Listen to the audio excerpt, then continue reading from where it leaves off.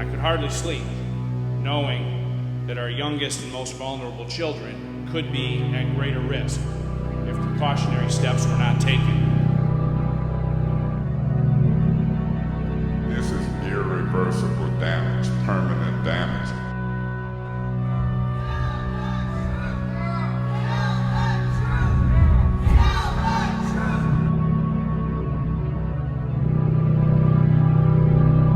I never would have thought I'd be drinking contaminated water surrounded by the Great Lakes. My tub, you should see it, is brown. A sink right there, and it's at a hospital. This is the water coming out of a sink at a hospital. It's yellow and it's a filmy, gross, foamy thing, and it would smell like open sewer. But we were being told we're still getting used to the new system. It's safe, it's okay. But it wasn't okay. Far from it. Flint's tap water was laced with dangerous levels of lead. The state knew about it and did nothing. The governor of that state acted as though he didn't really care. Detroit notified Flint it would stop selling the city water by April 2014. So Flint needed water. It chose the nearby Flint River. When the water source was switched, an additive that prevents corrosion of pipes wasn't used, despite being mandated by federal law. It would have cost approximately $100 a day. The city was having some obvious financial issues, and they hired an emergency city manager, and they made a decision to switch the water systems. And everybody's water quality is different, so you can't just willy-nilly start changing river systems. So they switched from the Detroit water, which is from Huron, to using the Flint River water, which is very corrosive. And what happened was when it hit the system, it caused all the lead, the iron, the manganese, and the copper to leach out from the lead pipes. And all that lead was delivered to the residents and their tap. The maximum safe level of lead in drinking water is 0 parts per billion. 5 is the threshold for concern. Flint water has been regularly tested above 100 ppb by a Virginia Tech research team.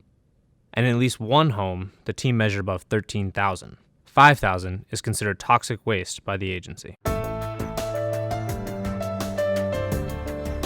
At the time, the state agency told Flint it didn't have to add an anti-corrosive agent to the water, saying it was not necessary until 2 6-month monitoring periods had been conducted. In other words, they were willing to wait a year to see whether the water was safe. All the while, highly corrosive river water flowed through the city's lead pipes, leaching lead and other dangerous metals into the water supply, and what came out of the tap in many homes was toxic. In October 2015, the government bought water filters for its citizens and switched back to water from Detroit. Before all this, 2.1% of the city's children had high blood lead levels. After, it was 4%. For kids under 5 in the most affected zip codes, it was 6.3%. There is no safe level of lead exposure. Lead interferes with the body's production of hemoglobin, causing anemia. It delays mental development, lowers IQ, and can cause depression. Bones store lead for years and release it into the bloodstream. It inhibits the liver's ability to produce proteins. For women, it can cause menstrual disorders and miscarriage. For men, impotence. Kidneys can't filter lead from blood and also become damaged from lead exposure.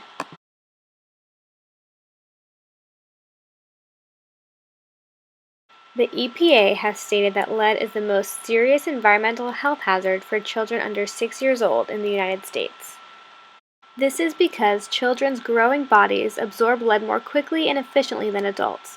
Lead can cause seizures, hearing loss, behavioral problems, brain damage, learning disabilities, and lower IQ levels in children. If utilities don't carefully balance water chemistry and treatment methods, tainted water can enter a community's water system, just like what happened in Flint. Flint's recent water crisis is a stinging reminder that the infrastructure we often take for granted has many vulnerabilities. The crisis also underscores the complexity of providing communities with safe, high-quality potable water. In many water treatment textbooks, the topic of pipeline corrosion is covered as an afterthought. Flint's experience should serve as a wake-up call to the profession of water quality engineers to remedy this oversight. Because everyone has the right to clean water.